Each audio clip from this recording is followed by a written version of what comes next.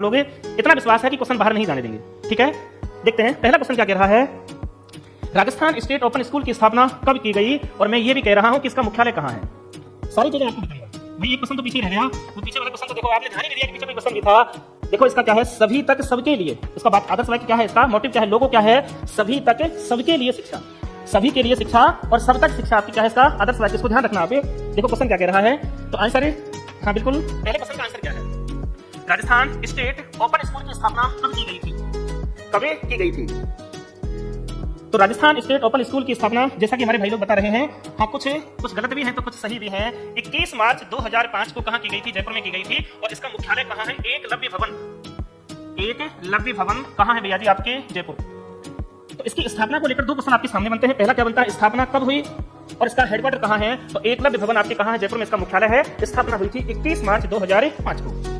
अच्छा थोड़ा सा ये कि सर ये होता क्या है, स्टेट ओपन स्कूल क्या होता है। तो ऐसे बच्चे जो आपके स्कूल से ड्रॉप आउट हो चुके होते हैं, उनको क्या है, सरकार के द्वारा उस समाज की मुख्य धारा से जोड़ने के लिए हमारे ओपन स्कूल चलाए गए हैं, जहां आप लगातार स्कूल नहीं जाकर के भी अपनी पढ़ाई को क्या है, कंटिन्यू रख सकते हैं। इसी टॉपिक को मैं क्वेश्चंस के माध्यम से आपको सॉल्व करवाने वाला हूं। अगला क्या कह रहा है, राजस्थान स्टेट ओपन स्कूल में कक्षा 10 और 12 में पंजीयन के लिए न्यूनतम आयु संबंधित वर्ष की 1 जुलाई को कितनी होनी चाहिए। मतलब कहने का मतलब यह है कि अगर कोई विद्यार्थी 10वीं कक्षा में एडमिशन लेना चाह रहा है और एक ऐसा विद्यार्थी है जो 12वीं कक्षा में एडमिशन लेना चाह रहा है, उसकी 1 जुलाई को उम्र कितनी होनी चाहिए।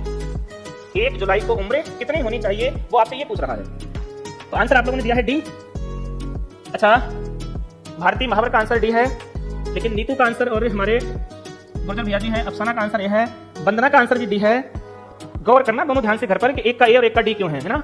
नीतू का आंसर फिर ये है, आपकी ममता का भी आंसर क्या है, ये है। चलो देखते हैं सही आंसर क्या है भैया जी। तो अगर कोई विद्यार्थी 10वीं क्लास में एडमिशन लेना चाह रहा है तो 1 जुलाई को उसकी आयु कितनी पूर्ण होनी चाहिए, 14 वर्ष। 10वीं के लिए 14 वर्ष है और 12वीं क्लास के लिए क्या है बताओ, 15 वर्ष है। तो सही आंसर हमारा क्या हो जाएगा, ए हो जाएगा।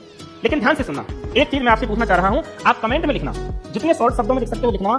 जैसे आप लोग 10वीं क्लास में एडमिशन लेना चाह रहे हैं, तो एडमिशन के लिए हमें क्या है, जैसे हम पुरानी क्लास की टीसी लगाते हैं, तो आप 10वीं क्लास के लिए पुराना आपको क्या है यहाँ पर दस्तावेज लगाएंगे एडमिशन के लिए। आप कौन सा दस्तावेज लगाने वाले हैं, तो देखो वो आपके 1 से और 9 तक की किसी भी क्लास का फेल पास का सर्टिफिकेट हो सकता है। अगर वो भी नहीं है तो आप एक एफिडेविट भी लगा सकते हैं कि मैं घर पर अध्ययनरत था, मैं घर पर पढ़ाई कर रहा था, तो आपको आराम से प्रवेश मिल जाएगा।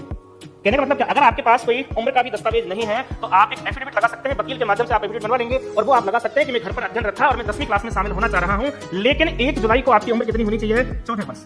और अब आप जैसे 12वीं क्लास में एडमिशन ले रहे हैं तो 10वीं के पास जाएंगे, लेकिन ऐसा नहीं है कि साहब आपकी बार तो 10वीं की अगले साल 12वीं कर लेंगे, ऐसा नहीं है। 12वीं और 10वीं के बीच में 2 साल का गैप होना क्या है, बहुत जरूरी है। ठीक है भैया, आगे चलते हैं अगले क्वेश्चन की ओर।